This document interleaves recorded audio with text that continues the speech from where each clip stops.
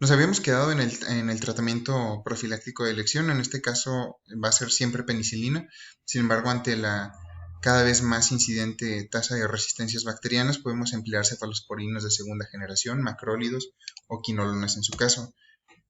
El tratamiento profiláctico, como ya vimos, va a ser esencial la vacunación. Lo que se recomienda en la guía es la aplicación del conjugado 7 valente para neumococo. La dosis inicial se da después del tercer o sexto mes del trasplante de células progenitoras hematopoyéticas, y las dosis subsecuentes son cada 2 meses posteriores a la primera aplicación por 2 dosis más. Y bien, el tratamiento antibiótico profiláctico pues es penicilina. La dosis es de 250 a 500 miligramos 2 veces al día o hasta 1 gramo una vez al día. Las opciones que tenemos como alternativa son macrólidos, quinolonas o cefalosporinas de segunda generación. Para el Streptococcus viridans, es un patógeno que en el momento que se presenta mucositis inducida por quimioterapia.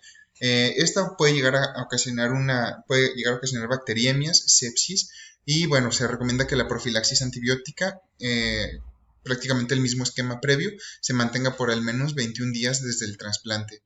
Y en caso de que se presente un caso de fiebre, mucositis y neutropenia, hay que dar tratamiento antimicrobiano empírico.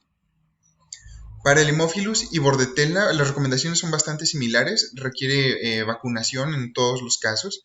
Y en pacientes que hayan estado expuestas a otras personas con probable Haemophilus influenza B o con probable Bordetella, en el primer caso debemos de dar rifampicina por 4 días, y en el caso de Bordetella pertussis, acitromicina, algún otro macrólido o trimethoprim sulfamethoxazol.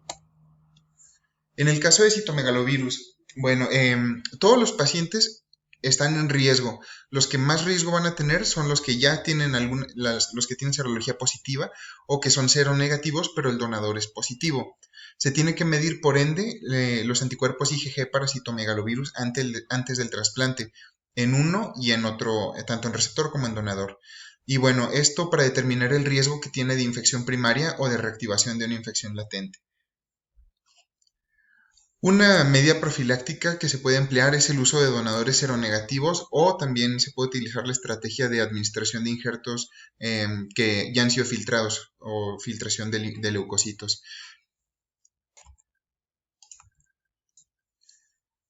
Sabemos que durante los primeros 10 días después del injerto puede ocurrir la enfermedad por citomegalovirus, por lo cual requiere tratamiento profiláctico desde esta etapa o incluso en el pretrasplante, dependiendo de algunas situaciones.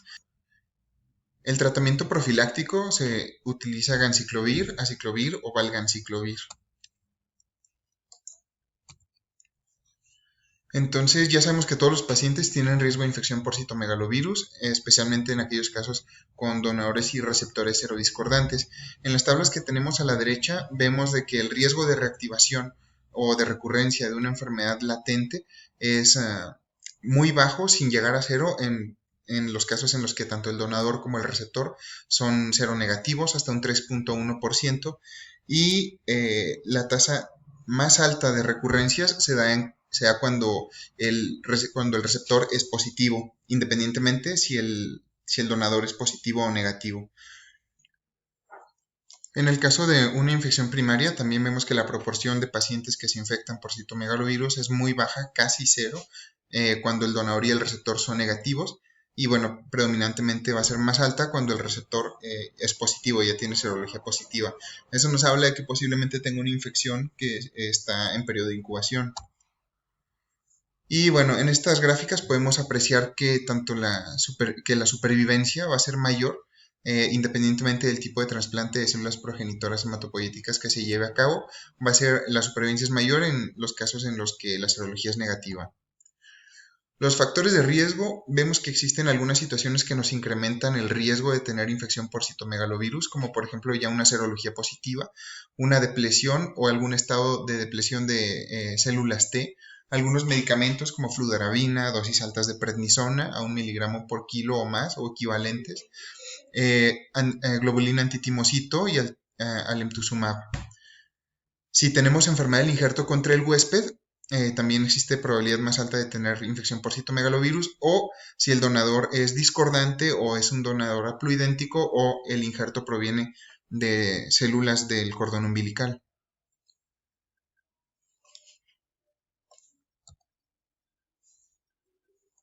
De la profilaxis para citomegalovirus vemos que el ganciclovir o el valganciclovir pueden ser buenas opciones para tratamiento profiláctico. Y bueno, en este estudio lo que se vio es que se compararon pacientes sin tratamiento profiláctico, bueno, obviamente con factores de riesgo, sin tratamiento profiláctico y con tratamiento profiláctico. Vemos que la línea punteada va a representar a aquellos que sí recibieron tratamiento con ganciclovir, y la línea continua son aquellos que no recibieron tratamiento con ganciclovir. Entonces, la proporción de infecciones es muchísimo más baja cuando se administra la terapia profiláctica con ganciclovir. Podemos tener una situación en la que ya se cuente con una enfermedad previa al trasplante, con una serología positiva o incluso una carga viral positiva. En ese caso, pues tenemos que retrasar el trasplante de médula ósea mientras sea posible. Hay que hacer una monitorización de la actividad viral y de su replicación. Las manifestaciones clínicas más comunes son neumonía en el 38.6% de los casos, y esta va a ser principalmente en los primeros 100 días tras el trasplante. Puede llegar a presentarse retinitis en el 36.4%, enteritis o encefalitis en un 15 y 5% respectivamente, y bueno, en una tasa no bien especificada se puede presentar un síndrome de citomegalovirus. En este caso podemos utilizar tratamiento preventivo o profiláctico. ¿Cuál es la diferencia? El tratamiento preventivo es aquel que se administra en pacientes que tienen alto riesgo de tener infección por CMV, y el profiláctico aquellos que no tienen alto riesgo de infección por CMV.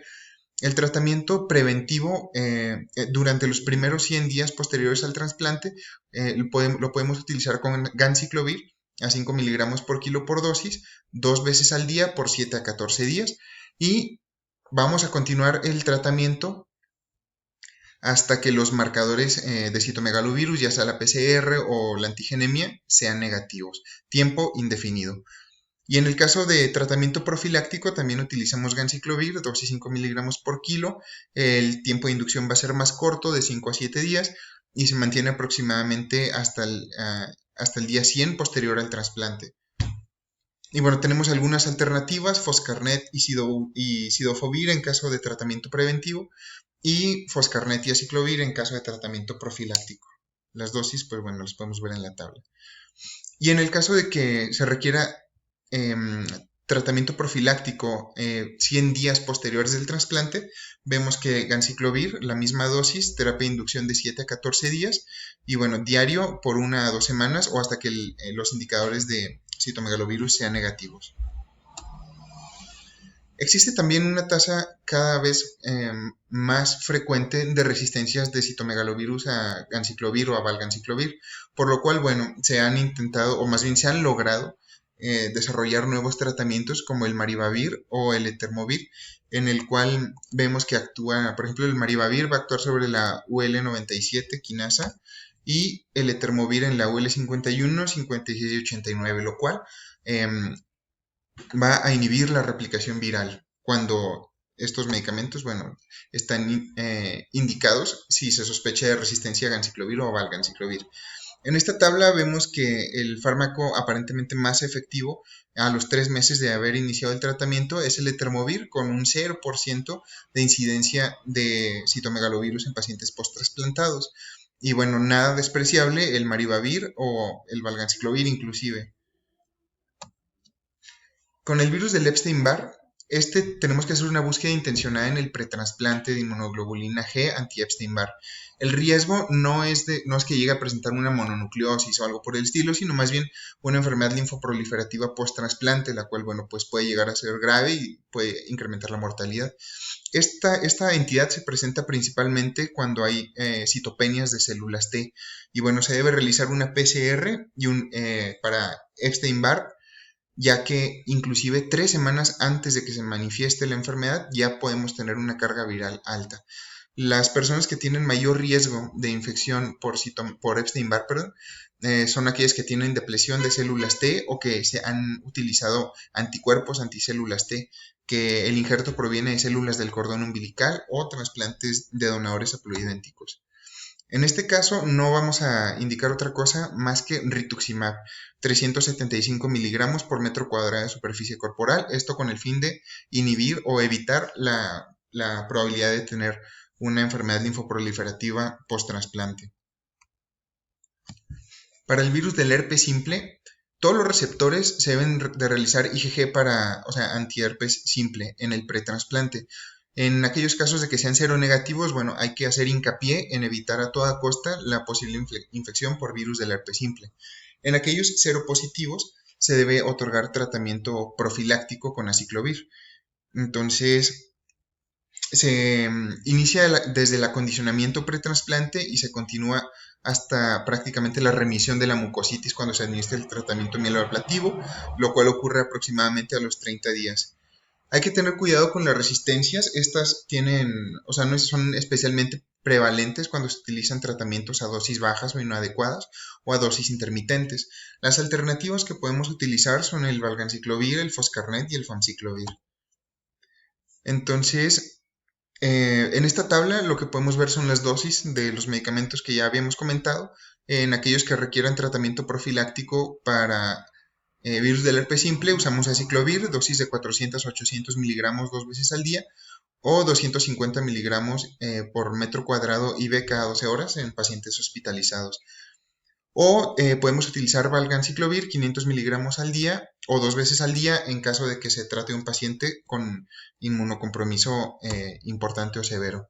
Del virus del varicela zoster, en este caso tenemos a los pacientes que estuvieron expuestos a una persona con varicela o varicela zoster. En este caso vamos a dividir en nuestra terapia profiláctica dependiendo si tiene menos de 24 meses posteriores al trasplante o más de 24 meses posteriores al trasplante, pero que tengan inmunosupresión o que tengan enfermedad del injerto contra el huésped crónica. Posterior a la exposición, se debe administrar preferentemente dentro de las primeras 96 horas de haber estado expuesto, o idealmente antes de las 48 horas. En este caso, lo que podemos utilizar es inmunoglobulina para varicela zoster. Ya vimos el vial en la diapositiva previa, es el Varcig. Vienen 5 viales, 125 unidades cada vial, se deben de aplicar todas intramusculares. O en caso de que no se cuente con el recurso, podemos utilizar valganciclovir 1 gramo 3 veces al día por hasta 22 días posteriores a haber sido expuestos. Y como tratamiento profiláctico, para evitar la reactivación, utilizamos aciclovir 800 miligramos 2 veces al día en aquellos que pesen mayores de 40 kilos, o si tienen un peso menor a 40 kilos, de 60 a 80 miligramos por kilo diario, dividido en 2 a 3 dosis. Con el virus de la hepatitis B, este cobra vital importancia ya que el riesgo de llegar a presentar hepatitis grave posterior al trasplante es alto. Entonces, los factores de mayor riesgo son que el receptor sea naive o que tenga que el receptor ya tenga hepatitis B crónica e inmunosupresión prolongada, que los receptores con hepatitis B que ya se resolvió hace tiempo puedan llegar a convertir después del trasplante, o receptores que viven en países endémicos, o también que se encuentre en tratamiento inmunosupresor o inmunomodulador con rituximab, alemtuzumab o esteroides a dosis altas. Es por eso que se tiene que realizar serología para hepatitis B en prácticamente todos los donantes y todos los receptores.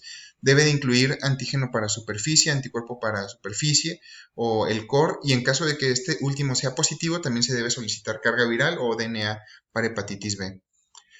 De la vacunación, esta va a ser la principal herramienta que tenemos para la prevención o profilaxis de hepatitis B en el post-trasplante. Y se debe de vacunar a todos los pacientes seronegativos, especialmente y mandatoriamente cuando el donador es seropositivo. Se administran 2 dosis de 3 a 4 semanas antes de la tercera dosis, y esto se tiene que realizar 6 meses antes del trasplante. Ahora, el itinerario puede no ajustarse a esto, por cual la tercera dosis puede administrarse meses después de haber sido trasplantado. Después se tiene que solicitar los niveles de anticuerpo para superficie. Si este es menor a 10 unidades por litro en el pretrasplante, entonces nuestra vacunación no fue efectiva, ante lo que tenemos que administrar inmunoglobulina para hepatitis B a dosis de 0.6 mililitros por kilo